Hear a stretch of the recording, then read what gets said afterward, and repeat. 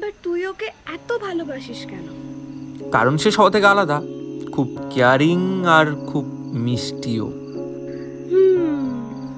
ভাবছি আজ প্রপোজ করেই দেব।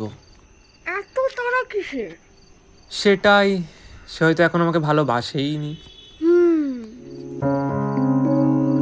বিয়াস,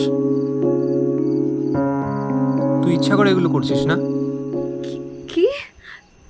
তুই পাগল নাকি? চল, আমার খিদে পেয়েছে, চল।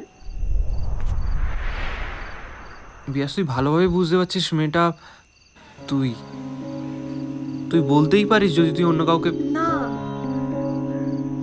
আমি চাই না আমাদের মধ্যে কোনো অকওয়ার্ড সিচুয়েশন হোক, কারণ তুই আমাকে ভালোবাসিস না।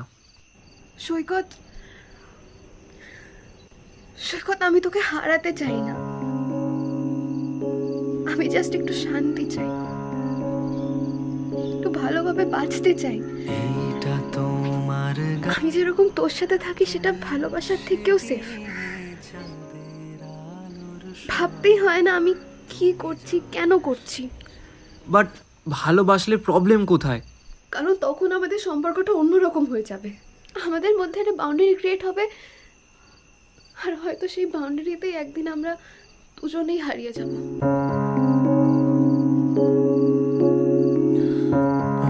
আমরা যেরকম আছি সেরকমই থাকি না রে, প্লিজ।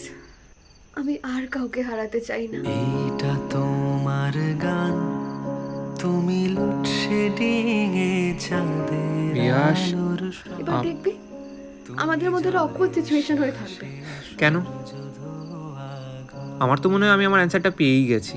যেটা শুনতে চেয়েছিলাম সেটা হয়তো পাইনি, বাট তার থেকে বেশি পেয়ে গেছি। হ্যাঁ, যার লাইফে ভালোবাসার থেকে বন্ধুত্বটা বেশি দামি, সেই মানুষটার এত ভালো বন্ধু হয়ে থাকা আই থিঙ্ক ভাগ্যের ব্যাপার। তবে আমি ওয়েট করব, তোমার পিছু ছাড়বো না। ধ্যাৎ, তবে অন্য কাউকে বিয়ে করলে তখন এর বদলা নেব। সৈকত তুইও না, যা আমার খিদে পেয়েছে, আইসক্রিম নিয়ে আয়। কদিন আগে 2 সপ্তাহ জ্বর কাটিয়ে উঠলি, আইসক্রিম খাবে? এই ঠান্ডার সময় গরম গরম 2 কাপ চা আর তোর বক বক, ব্যাস। না, আমি আইসক্রিম একবার চা খেয়ে দেখ। এই মায়া